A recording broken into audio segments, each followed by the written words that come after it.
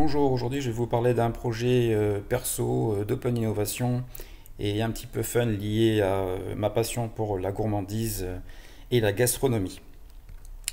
Donc pour cela, on va commencer par faire une petite recherche Google.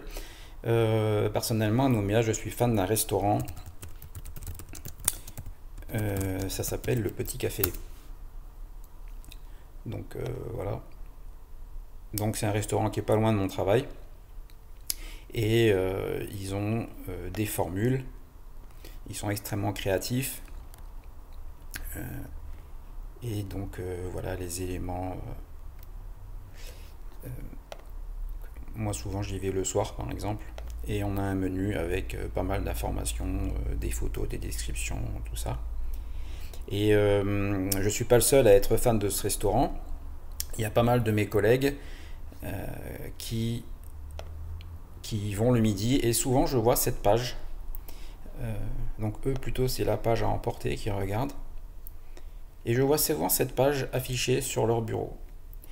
Et à un moment donné, je me suis dit, tiens, ça serait marrant si on pouvait voir ça depuis le terminal, sans quitter notre environnement de travail, pour voir un peu ce que ça donne. Et je me suis concentré sur mon expérience personnelle.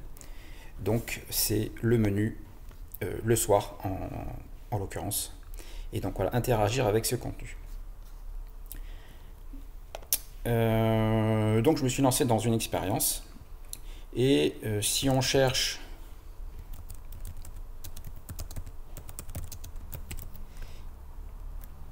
un SDK Python pour le petit café, voilà ce dont je vais vous parler aujourd'hui. Donc en fait j'ai développé un petit SDK Python, déjà pour apprendre à faire du Python, et qui permet d'interagir avec les données du menu. Donc ils ont un nombre de ressources assez important. Donc là vous voyez réunis toutes les ressources sociales, Instagram, Facebook, Google Maps, pour pouvoir y aller. Et ensuite, on va passer aux choses intéressantes, c'est-à-dire les ressources pour nous, les nerds ou les geeks, ou pour les développeurs de tout poil. Donc, ce que j'ai fait, c'est que j'ai mis à disposition un paquet sur PyPy, avec ce qui permet en fait d'utiliser ce package de manière extrêmement simple. Et aujourd'hui, ce que je vais vous montrer, c'est comment est-ce qu'on peut utiliser ce paquet, ce module, pour produire des choses, pour que tout un chacun puisse s'en saisir.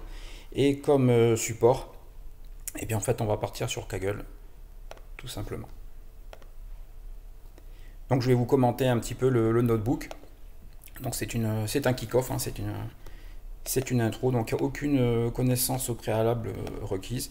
Je vais juste vous montrer un peu. Donc ce qui est remarquable, c'est qu'en input, on n'a pas de source de données. Donc la seule source de données, entre guillemets, c'est qu'on est sur le web et que donc on va utiliser ce SDK pour se connecter au web et récupérer des données. On peut ensuite passer au code. Alors parmi donc comme ressource le site web du petit café et le paquet sur PyPy, important. Donc en fait pour l'utiliser il suffit de copier la ressource et c'est parti. Comme prérequis également on va utiliser Pandas, donc Pandas pour pouvoir jouer avec les données dans un deuxième temps. Et ce sont les seuls prérequis. Donc vous voyez c'est pas très exigeant. Et on va commencer à jouer. Donc on va commencer par construire une instance des menus. On va se fixer par défaut un fichier de sortie. Donc là je vais passer par un fichier CSV en sortie, puisqu'après ça permet de faire nombre d'intégrations et on en verra quelques-unes dans cette démo. Donc je vais demander d'écrire les menus. Donc pour rappel, bon, je vais passer directement ici.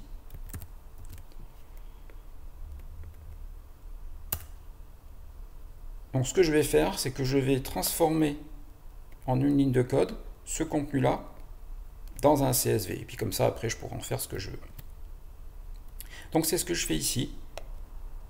Là, j'ai écrit avec cette ligne dans un CSV que je vais pouvoir retrouver ici. Voilà. Donc ça, c'est le CSV. Il n'y a pas de...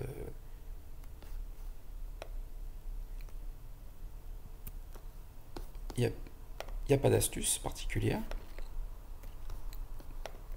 Et ensuite, le CSV, je vais le charger dans un data frame Pandas. Et voilà. Donc ça couvre le fait Pandas Data Frame. Donc après, on peut faire nombre d'autres choses. Et également, puisqu'on a un CSV, on peut s'amuser à le charger dans une base de données. Donc là, par exemple, moi, ce que j'aime bien, c'est DuckDB. Donc ce que je vais faire désormais, c'est que je vais créer une base, créer une table pour accueillir les données du CSV. Je vais charger les données et puis je vais faire une requête pour voir que tout marche bien. Donc j'installe DuckDB, je crée ma connexion persistante, c'est-à-dire qu'à la sortie, je vais avoir un fichier DuckDB avec vraiment les données dedans qui m'intéressent. Donc si je veux la partager, ben, j'ai plus qu'à transférer le fichier. Ensuite, on va passer à la création de la table, donc avec quelques petites subtilités. Donc le titre du plat n'est jamais nul, on est d'accord. Le prix, c'est bien un nombre, donc ça veut dire qu'on va pouvoir comparer les prix des plats, faire ce genre de choses. Ensuite, la catégorie. Donc un plat, c'est soit un plat, soit un dessert.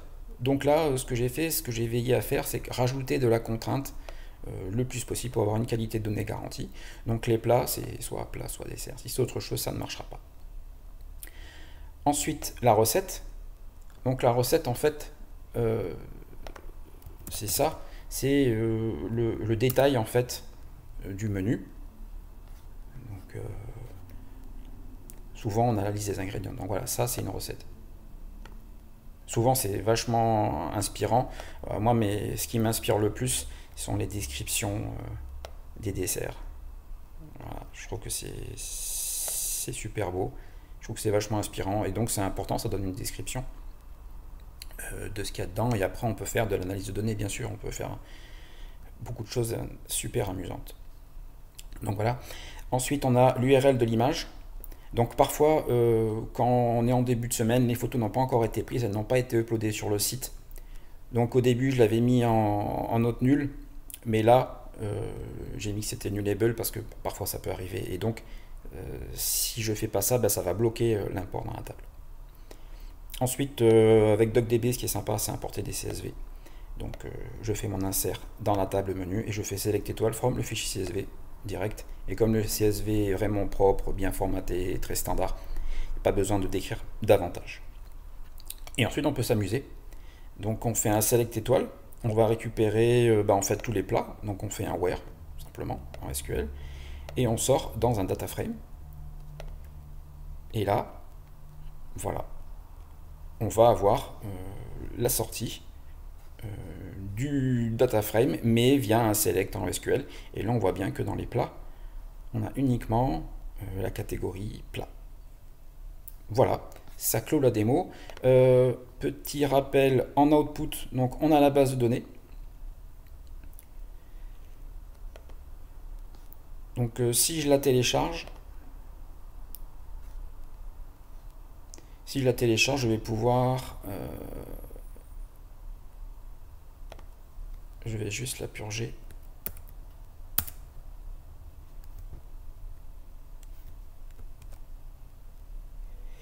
Si on la télécharge,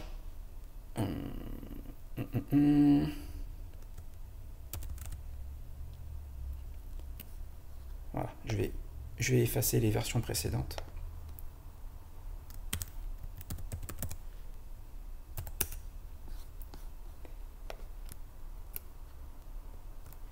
Voilà, donc maintenant on est propre, on va pouvoir avoir le nom exact en live. Donc là on voit bien opticafé.duckdb.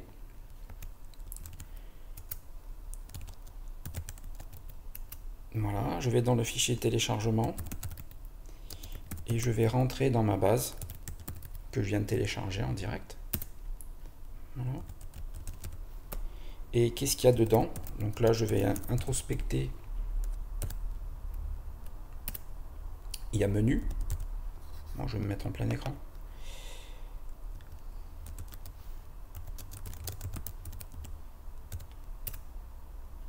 Voilà, donc là on a le contenu exact de ce qu'il y a sur le site web, mais en version SQL. Donc c'est sympa et ça permet de faire des expériences. Donc ça c'est vraiment le kick-off.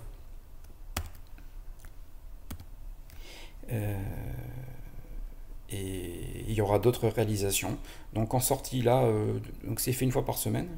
Donc on a le CSV et la base de données. Voilà, ça clôt la démo. Donc c'est une toute petite intro, mais il y aura d'autres éléments à venir. Donc les ressources projets sont sur le notebook, ici.